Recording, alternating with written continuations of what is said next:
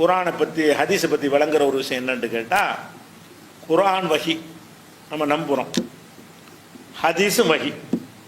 வஹி தானே, ரசூலுல்லாஹ் சொந்தமாக பேச மாட்டாங்கல்ல, அந்த ஒரு விஷயத்தில் அது வஹி தான். ஆனாலும் ரெண்டுக்கு வித்தியாசம் இருக்குது. அதை விளங்கிக்கிறோம். நம்ம எப்போவுமே என்ன செய்யணும், குரான் ஹதீஸை படிக்கிறோங்கிற பேரில் குரானை விட்டு விலகி போயிடக்கூடாது. குரான் வஹி தான், ஹதீஸும் வஹி தான். ஏன் வஹிங்கிறோம்? ரசூலுல்லாஹ் சொந்தமாக பேச மாட்டாங்க.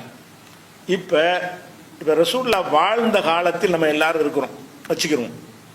இப்போ நம்ம வாழ்கிறோம், எந்த காலத்தில் வாழ்கிறோம்? ரசூலுல்லாஹ் ஹயாத்தோடு வாழும்போது நம்மளும் இருக்கிறோம்னு வச்சுக்கிறோங்க.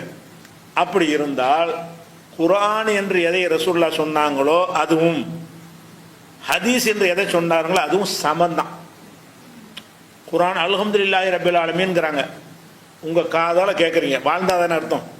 நீங்கள் ரசூலுல்லாஹ் காலத்தில் வாழ்ந்தா என்ன அர்த்தம்னு கேட்டால், ரசூலுல்லாஹ் ஓதுவதை உங்கள் காதால் கேட்பீங்க. அதே மாதிரி ரசூலுல்லாஹ் சொல்கிறாங்க இன்னமல் ஆமாலு பின்னியாத்துங்கிறாங்க, உங்கள் காதால் கேட்குறீங்க. யார் சொல்லும்போது கேட்குறீங்க? ரசூலுல்லாஹ் சொல்லும்போது கேட்குறீங்க. ரெண்டும் அவங்க சொன்னது தானே, ரெண்டும் ஈக்குவல் தான். அது குரானு, இது இன்னொரு வகை. குரானுங்கிற பேரில் இது வந்திருக்குது. இன்னமல் ஆமாலு பின்னியாத்துங்கிறது அதுவும் ரசூலுல்லாஹ் சொன்னது, அதுவும் வகை தான்.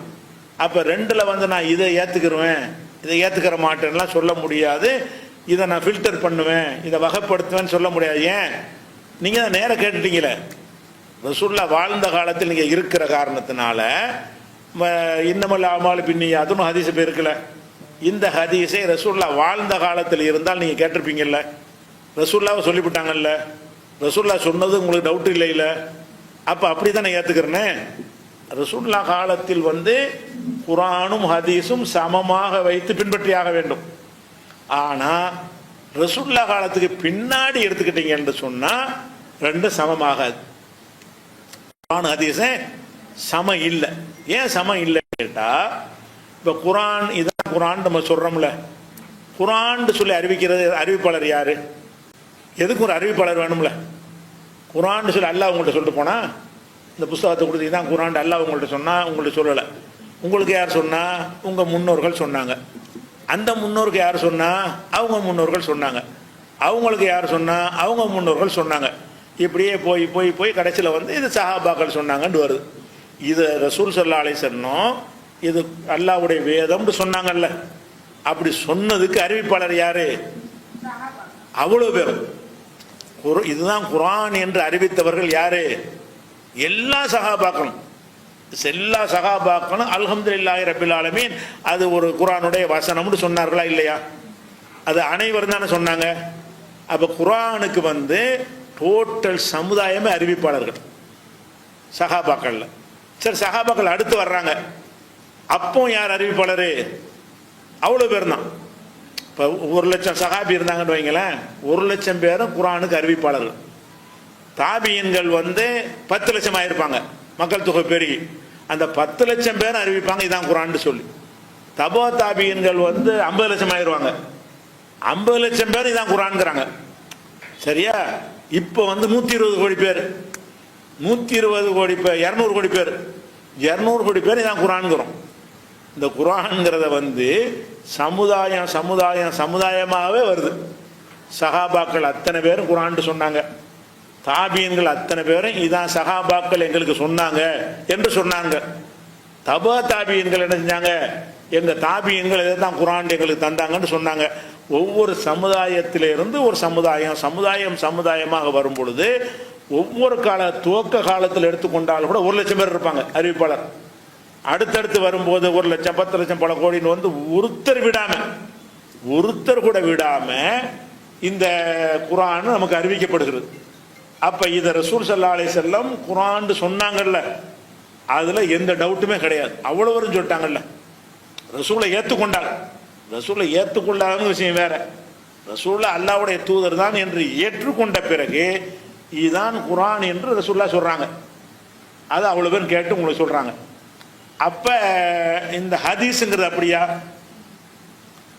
அத்தனை லட்சம் பேர் இந்த ஹதீஸ் அறிவிச்சாங்களா? இன்னமல் ஆமால் பின்னியாத்துங்கிறது உமர்லாம் அறிவிச்சாங்கன்னு வருது. வேற யார் அறிவிச்சா? அவர் தான் அறிவிச்சார். கொஞ்சம் அப்படி தேடி தேடி பார்த்தீங்கன்னா இன்னும் ஒரு 2 பேர் வருவாங்க. இன்னும் தேடி பார்த்தா ஒரு 10 பேர் வந்துடுவாங்க. சில ஹதீஸுகளுக்கு ஒருத்தர் தான் இருப்பார், சில ஹதீஸுகளுக்கு 2 பேர் இருப்பாங்க, சில ஹதீஸுகளுக்கு அதிகபட்சமாக போனால் 10 பேர் இருப்பாங்க, ரொம்ப ரொம்ப போனால் 50 தாண்டாது. ரொம்ப ரொம்ப போனால் என்ன செய்யாது, அது ரொம்ப குறைவு. 50 சஹாபி அறிவித்திருக்கிற ஹதீஸ் என்பது விரல் விட்டு எண்ணி எடுத்துடலாம், தேடி பார்த்தா கூட 10-15 கூட தேராது. அப்போ எல்லா ஹதீஸுகளுமே யார் சொல்றா, ரசூல்லா சொன்னாங்கன்னு ஒருத்தர் வந்து அடுத்த சமுதாயத்தை சொல்றாரு, அல்ல 2 பேர் என்ன செய்யறாரு அடுத்த சமுதாயத்தை சொல்றாரு. சரி, அந்த சமுதாயத்தில் உள்ள 50 பேரும் சேர்ந்து கூடி மசூரா பண்ணி இதான் ஹதீஸ்னு அடுத்து சொன்னாங்கன்னா இல்லை, அதுல 2 பேர் தான் சொல்றாங்க. உதாரணமாக ரசூல்லா சொன்னதாக அபூ ஹுரைரா சொல்றார், அந்த சஹாபாக்கள்ல வேற யாருக்கும் தெரியவே செய்யாது, வேற யாரும் அறிவிக்கவே இல்லை. யாரு தான் அறிவிக்கிறா? ஒரு உதாரணத்துக்கு அபூ ஹுரைரா அறிவிக்கிறார். அபூ ஹுரைரா அறிவித்த எல்லாருக்கும் தெரியுமா? தெரியல, அவங்க அறிவிக்கல. அபூ ஹுரைரா யாருக்கு அறிவிக்கிறாரு? தாபியங்கள் அத்தனை வரையும் கூட்டி வச்சு அறிவிக்கிறாரு. அவர் எந்த தாபியை பார்த்தாரோ அவர்கிட்ட போய் சொல்லுவார்.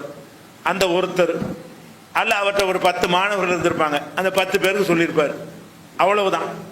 அந்த 10 பேர் அடுத்து என்ன செய்வாங்க, 100 பேர் கொண்டா சொல்லியிருப்பாங்க. ஆனால் 50 லட்சம் 1 கோடின்னு மக்கள் வந்துருச்சு. கோடிக்கணக்கான மக்கள் வந்திருக்கும் பொழுது இந்த ஹதீஸ் அறிவிக்கிறது யாரு? கீழே எடுத்துக்கிட்டீங்கன்னா பெரிய நம்பர் இருக்கும், மேலே போக போக சுருங்கி சுருங்கி எங்கே போய் முடிஞ்சிடறேன், ஒருத்தர்கிட்ட போய் முடியும், 2 பேர்கிட்ட போய் முடியும். அப்போ ஒருவர் 2 பேர், அதுலேருந்து ஒருவர் 2 பேர், அதில் ஒரு 2 பேர் வரும்போது அப்போ ரசூல் ஸல்லல்லாஹு அலைஹி வஸல்லம் சொன்னார்களா இல்லையாங்கிற டவுட் வந்துடுது. இந்த அளவுக்கு உறுதி வராது. எந்த அளவுக்கு உறுதி? குர்ஆனுக்கு உள்ள உறுதி இருக்குல்ல, குர்ஆனுக்குட அறிவிப்பாளர்கள் வந்து ஒட்டுமொத்த சமுதாயம் அறிவிப்பாளர்கள். அறிவிப்பாளர்கள் இல்லாமல் குர்ஆனும் இல்லை ஹதீஸும் இல்லை. குர்ஆனா இருந்தாலும் அறிவிப்பாளர் கூட தான் நம்ம நம்புகிறோம். நம்மள்ட்ட ரசூலா வந்து சொல்லலை, நம்மள்ட்ட ரசூல்லா குர்ஆனை வாசி காட்டினா அறிவிப்பாளர் தேவையில்லை. நம்ம குர்ஆனை எதை வச்சு அறிகிறோம்? அறிவிப்பாளர் வச்சு அறிகிறோம். ஹதீஸ்லாம் எதை வச்சு அறிகிறோம்? அறிவிப்பாளர் வச்சு அறிகிறோம். ஆனால் குர்ஆனை கொண்டு அறிகிறதுக்கு அறிவிப்பாளர் எவ்வளவு, கணக்கே இல்லை, ஒருவர் மீதம் இல்லாமல். ஹதீஸ் அறிவிப்பாளர் எவ்வளவு? ஒருத்தரை 2 பேரை 3 பேரை சொல்றாங்க. அப்ப வந்து நம்ம நம்பி ஏத்துக்கிறோம். ஆனால் அந்த செய்தி இது ரசூலுல்லாஹ் சொல்லியிருக்க மாட்டாங்கன்னு டவுட் வருதுன்னு வைங்க, அப்படி வரும்போது பரிசீலிக்கிற ஒரு விஷயமா மாறிடும். குர்ஆனுக்கு இப்படி வராது. குர்ஆனுக்கு என்ன செய்யாது, அது ரசூலுல்லாஹ் சொன்னாங்க என்பதில் மாற்று கருத்தே கிடையாது. அதில் உங்களுக்கு முரண் மாதிரி தெரிஞ்சாலும் சரி, உனக்கு புரிய முடியலன்னு வச்சுக்கணுமே தவிர குர்ஆன்ல எல்லாமே 100% தான். ஹதீஸ் ஒன்று அப்படி கம்பேர் பண்ணீங்கன்னு சொன்னால் இது 100 மார்க்குன்னா இது ஒரு 5 மார்க் கொடுக்கலாம். ஹதீஸுக்கு எவ்வளோ கொடுக்கலாம்? அல்ல ஒரு வகை தான், 2 சமமான வகையான கிடையாது. நமக்கு நம்ம ரசூல்லா காலத்தில் வாழ்ந்த 2 100 மார்க்கு தான். ரசூல்லா காலத்தில் நாமளே வாழ்ந்து நாமளே அதை கேட்டோம்னா அறிவிப்பாளர் வழியாக நம்ம கேட்டோம்.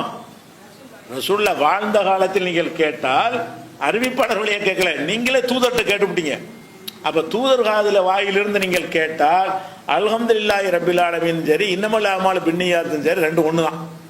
ரசூலுல்லாஹ்ட்ட நேரடியாக கேட்டுவிட்டீங்க. ஆட்களை வச்சு அறிகிற காலத்தில் நம்ம வாழ்ந்துகிட்டு இருக்கிறோம், நேரடியாக கேட்டு நம்புகிற காலத்தில் வாழவில்லை. அப்போ ஆட்கள் வழியாக கேட்கும்போது என்ன ஆகும்னு கேட்டால், ரொம்ப பேர் சொன்னது கொஞ்சம் பேர் சொன்னது வித்தியாசம் இருக்குமா இல்லையா? 1,00,000 பேர் சொல்றது 2 பேர் சொல்றது சமமா? 1,00,000 பேர் சொன்னாங்கன்னா அதனுடைய நம்பகத்தன்மை எவ்வளவு? ஒரு 1,00,000 பேர் சாட்சி சொன்னா அது எவனா உடைக்க முடியுமா? உடைக்க முடியாது. 1,00,000 பேர் பார்த்து சொல்றாங்கன்னா அது உடைக்க முடியாது. 2 பேர் சொல்றான்னு கேட்டா விசாரிச்சு பார்த்து கூட குறைய சொல்லுவான். 1,00,000 பேர் கண்டிப்பா போய் சொல்ல மாட்டாங்க. 2 பேர் 3 பேர் போய் சொல்லலாம், ஒன்னோட ஒன்று சொல்லலாம், மறந்துட்டு சொல்லலாம், புரிந்து கொள்ளாமல் தப்பா சொல்லலாம், பல விஷயம் இருக்கிறது. அப்ப இந்த வித்தியாசம் குர்ஆன் ஹதீஸுடைய விஷயம் என்னன்னு கேட்டா, நம்பகத்தன்மையில மலைக்கும் மடுவுக்கும் உள்ள வித்தியாசம். இதை முதல்ல பதிஞ்சுக்கணும். ஹதீஸ் வேணும் ஹதீஸ் வேணும் சொல்லக்கூடியவங்க வந்து நம்மளும் தான் வேணுங்கிறோம், நம்ம குர்ஆன் மட்டும் போதுங்கிறவங்களுக்கு இவ்வளவு மறுப்பு சொல்லியிருக்கிறோம், ஏத்துக்கிறோம். ஆனா ஏத்துக்கிறோங்கிற பேர்ல 2ஐயும் சமமாக்கிட முடியாது. ரசூலுல்லாஹ் வாழ்ந்த காலத்தில் சமமாக்கி இருப்போம், அறிவிப்பாளரை கொண்டு அறிகிற காலத்தில் நம்ம இருக்கிற காரணத்தினால் இதனுடைய அறிவிப்பாளரும் அதனுடைய அறிவிப்பாளருக்கு வித்தியாசம் இருக்கிறது. ஒரு விஷயம்.